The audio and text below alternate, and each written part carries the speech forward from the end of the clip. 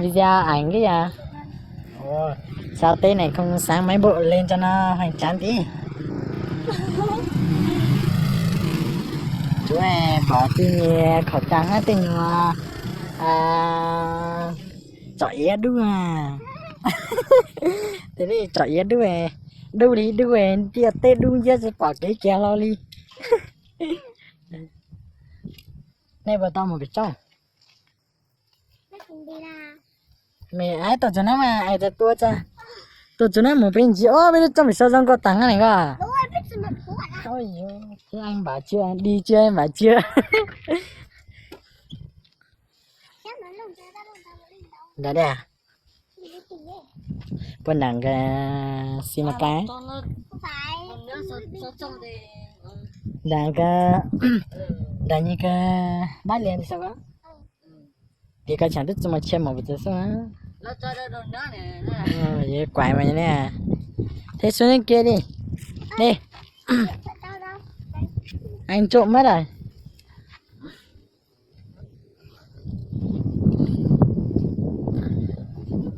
Cà phê mình đã. Nhớ tay kia này mình có tá tiền chúa.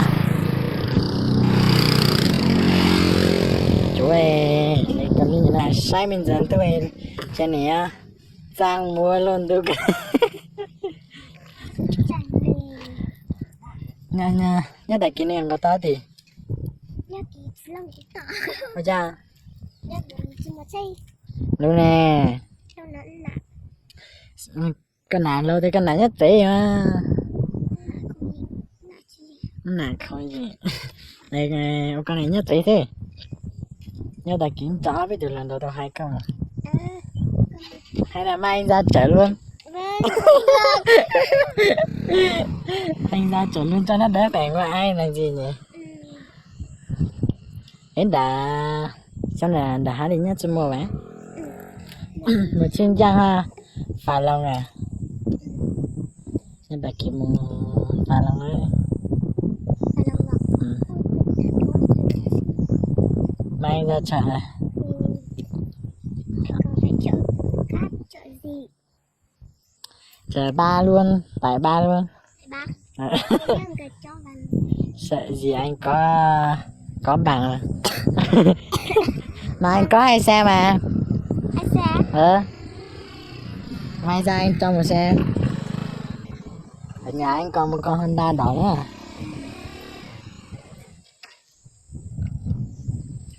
Anh có hô cái nè. Anh bỏ cái khẩu trang tí anh nhìn cho anh biết nghề. Đó là cái chó thanh niên. Thanh niên tó độ tuổi. Vừa tó độ tuổi. Anh cần nhất là cái hố là gì nè. Họ gì? Họ sung. Nhớ cái ấy chị mày không có tận tí.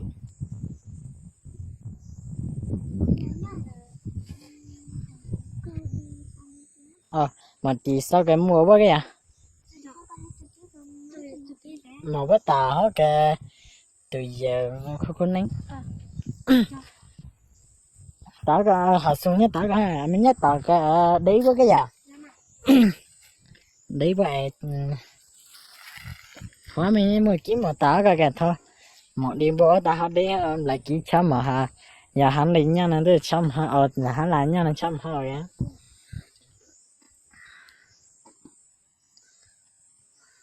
Trái nắng luôn ở trên này chú nhỉ. Trái nắng luôn rồi trên này. Trời mưa thì kêu trời mưa, nắng thì kêu trời nắng. Cái trời tê nhỉ à.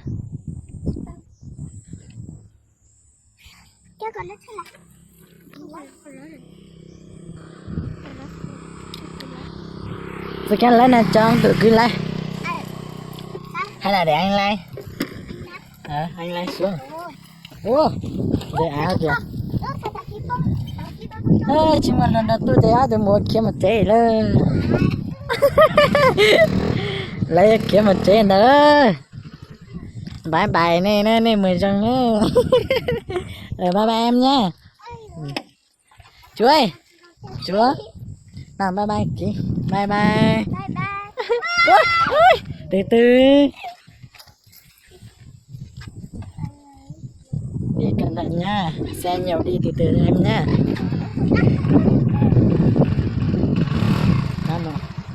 Đi từ từ đây, ngày mai ra nhà anh chơi.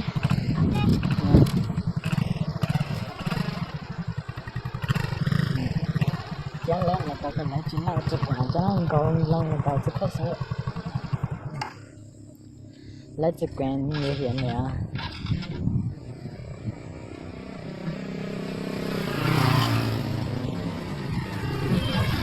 Luôn tròn tàu tạm bỏ ra đơn đã được chụp ảnh ra từ mùa thiên đâu nè. Không mưa ra chúng tao chạy ra bây giờ.